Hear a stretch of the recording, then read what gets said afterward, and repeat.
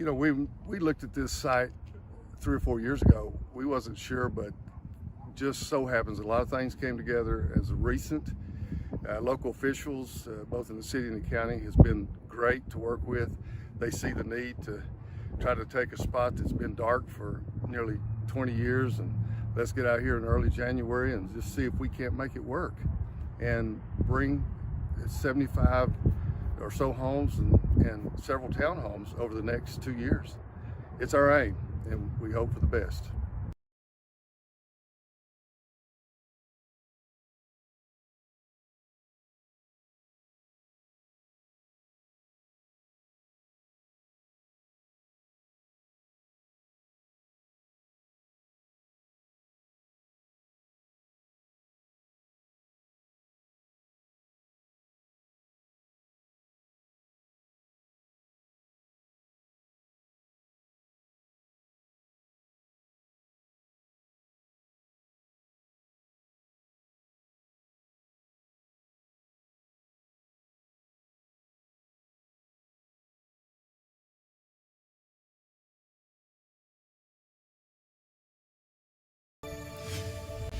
After nearly 6 months of discussion surrounding the issue, Johnson City Commissioners approved the annexation of a future 500-home development. News 5's Kayla Perney asked the developer how soon construction could begin.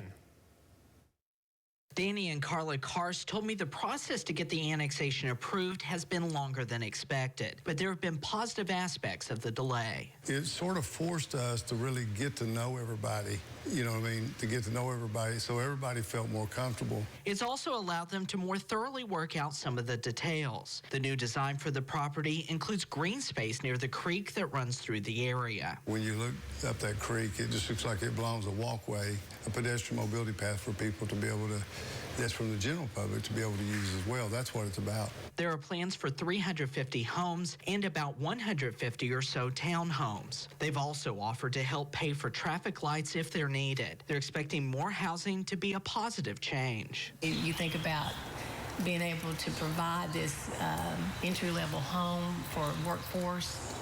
That's a part of that's a solution to a problem that we have here.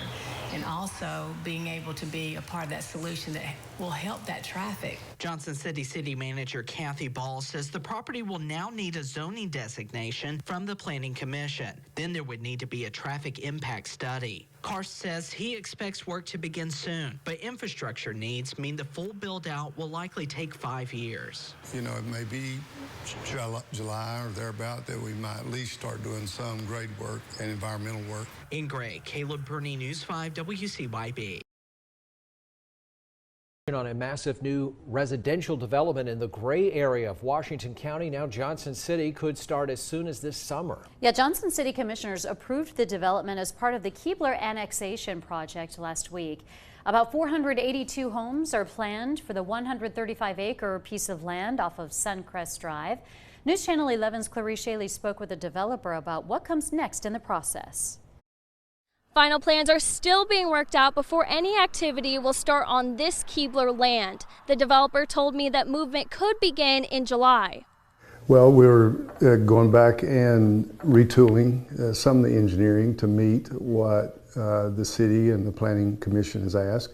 In an office near the Keebler land, Landstar developers say they are hoping that in July they can start the environmental work and the layout of the development. Much of the surveying of the land has already happened, but they could return for more. They may have to check certain points and so forth. And I think it depends largely on some other things that we're hoping to see happen out there, and that is a sort of a, if you will, a greenway. A green space and traffic signals are things developers are trying to add to the plans, additions to try to address some of the worries of nearby homeowners. We want to help be a part of that solution to be able to remedy some of those concerns that they have. What if it was us?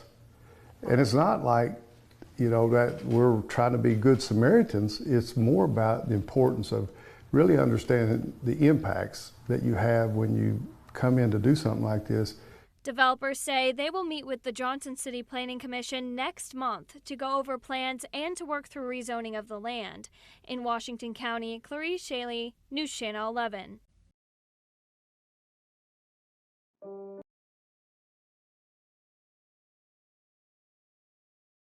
Construction on 137 townhomes should begin this month, and it's a stone's throw from the new Jonesboro Elementary School.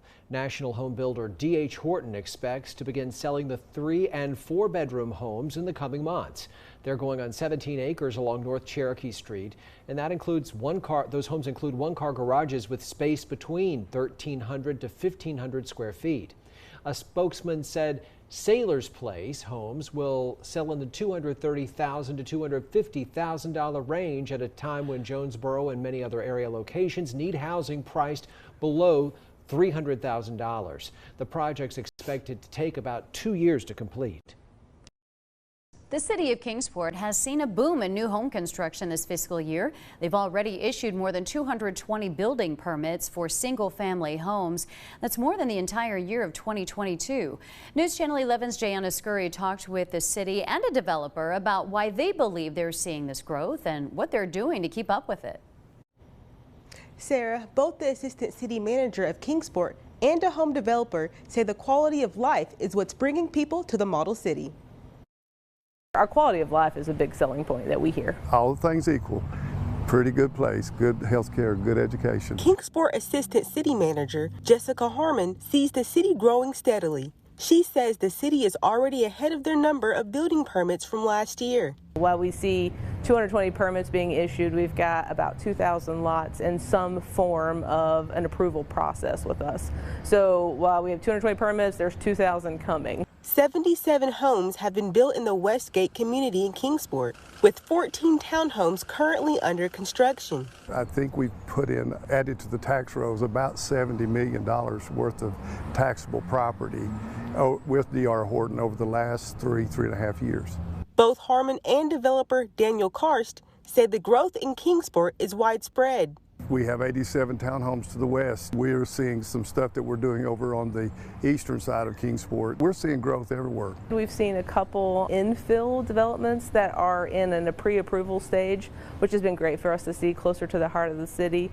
We are seeing a lot of development out on the outskirts of town in areas that traditionally haven't been developed. Harmon says the city of Kingsport tries to make sure the infrastructure adequately supports the growth. We do pre-development meetings. We get involved early on in the discussion of new development so that we don't have homes coming that are going to be a drain that is a struggle for us to fulfill. We actually have a threshold that requires a traffic impact study to make sure that any development that comes in isn't causing a bottleneck in our infrastructure. Carr says Landstar Development already has plans for more subdivision developments in Kingsport. Sarah?